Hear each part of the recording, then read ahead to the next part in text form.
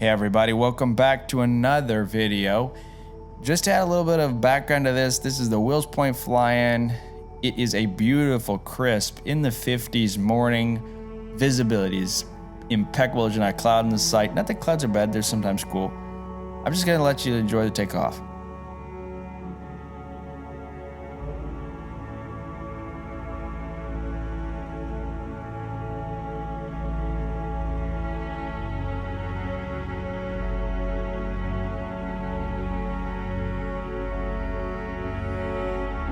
You know, I never get sick of doing that. I love pulling up and then the ground falls away and it's just like you're taking off like you're a bird or something. Hey, the flight over to Wills Point only takes a couple of minutes. I just scrapped that footage. It's pretty, I mean, you just look at the back of my head the whole time. I mean, hopefully you don't miss that.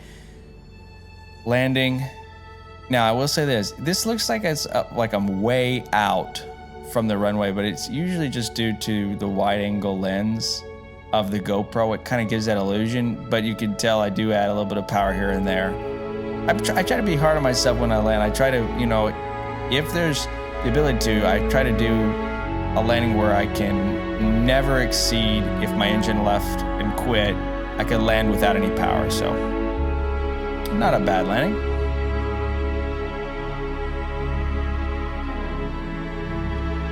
My engine's not gonna leave, you know that, if it lost power.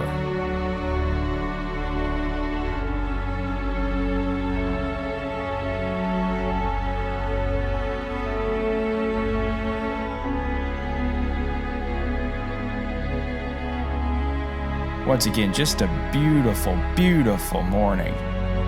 At this point in the time, you're always looking like, okay, who am I going to follow? Who is directing the planes? Got that established.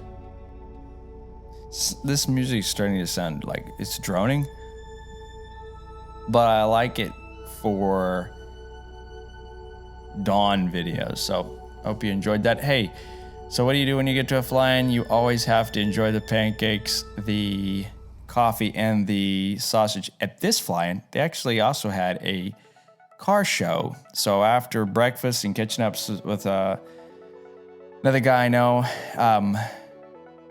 took a look at all the absolutely wonderfully restored cars. I mean, these cars were just gorgeous. Now, unbeknownst to me, look at that Packard. It's just gorgeous. I mean, with the, you know, the interior, that gauge cluster, it's just amazing.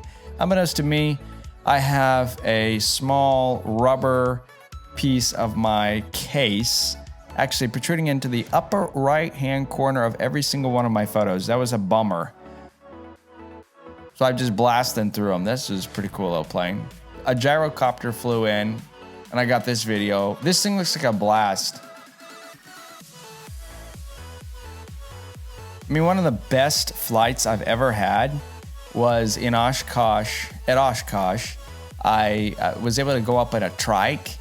And it was just really cool to be in an open air situation. It was just really raw flying.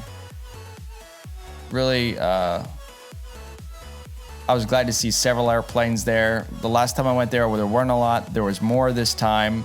You can see 913 Whiskey Charlie sitting over there. This was a Bonanza. That's the far left plane with no spoke system. A CJ6 and a Yak 52, all flying in formation. They did a great job. It was fun to hear those radios too. They both have the M14 engine. I mean, that thing never sounds like it's straining. It's just, you know, that gorgeous radial sound. Time to head out. Before I left the pattern, I did one flyby. You'll see here shortly. It's usually good and good taste to do a fly-in at a, do a flyby at a fly-in. You want to do those when you're not going to over congest the airspace and you're not at all ever supposed to be reckless. Never be reckless. But just, you know, blasting down the center of the runway away from everybody is okay to do. Unless it's prohibited.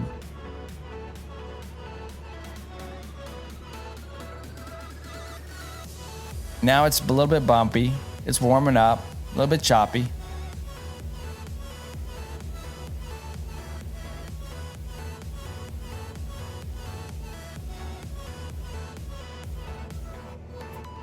I always like pulling up. It's fun.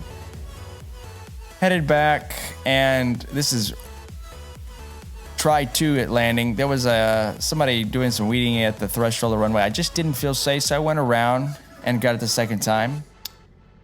Hope you enjoyed this video. It definitely made me in the mood for more of the fly-ins. Cool weather is just, oh my gosh, man. You just want to get out and fly when it gets cool. You know, when it's hot, 90s, that's a little bit of the enthusiast time to do. But hope you enjoyed that video.